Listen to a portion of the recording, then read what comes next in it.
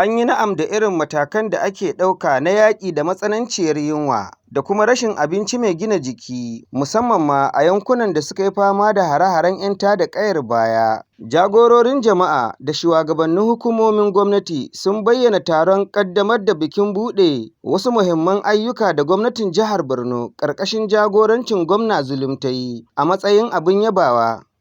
To commission the National Food Bank in Borno State to the glory of God and the benefit of man.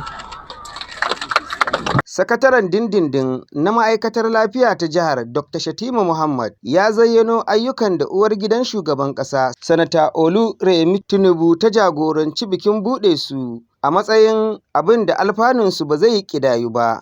Muna matuƙar godiya ga ita uwar gida na shugaban ƙasa na ƙasarmu Najeriya, kuma uwar ƙasa gaba ɗaya da ta samu lokaci ta zo ta kaddamar da wannan tsarin nemawa mutane wanda suke da ƙaramin ƙarfi abinci mai gina jiki, wanda ake kiran shi National Community Food Bank Program. A gaskiya wannan shi ne na farko a ƙasa gaba ɗaya, to daga nan ne za a yaɗa shi zuwa wasu jihohi.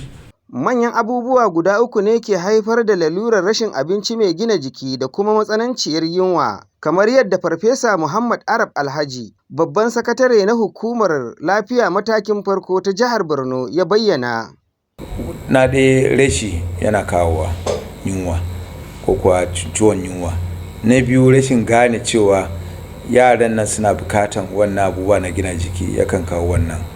Uba kuma irin cututtukan da muke da su ma a ce ciwon malaria, ciwon kamar tari, ciwon gudawa, wannan duka abincin da suke cin ma baya zama a jikin shi, wannan ma yana kawo yunwa.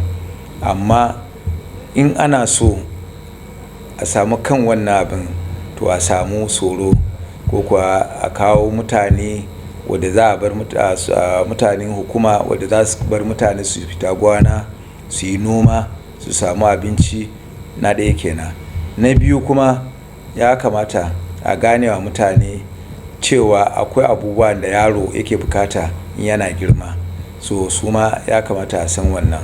Kazalika Dr. Shatima Muhammad ya ƙara da cewa shirin da kuma sauran hanyoyin more rayuwa da gwamnati ta samarwa likitoci da sauran ma'aikatan kiwon lafiya a bayyane suke.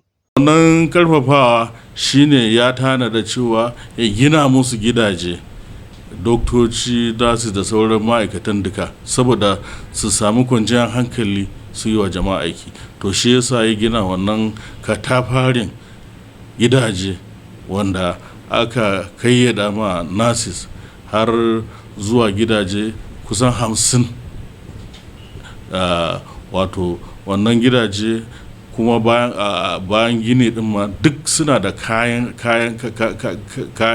ta zamani a ciki, kamar kujeru, su air conditioner, su abin nan dai, duk dai ga cewa ma'aikatanmu na kiwon lafiya sun samu natsuwa su yi ma jama'a aiki. A ƙarshe, gwamnan jihar Farfesa Babagana Umar Zulum ya ba da tukuicin motoci da wasu ababen more rayuwa ga wasu shugabannin makaranta da suka nuna ƙwazonsu. Sabiu Malam, Quick Action TV daga birnin Maiduguri.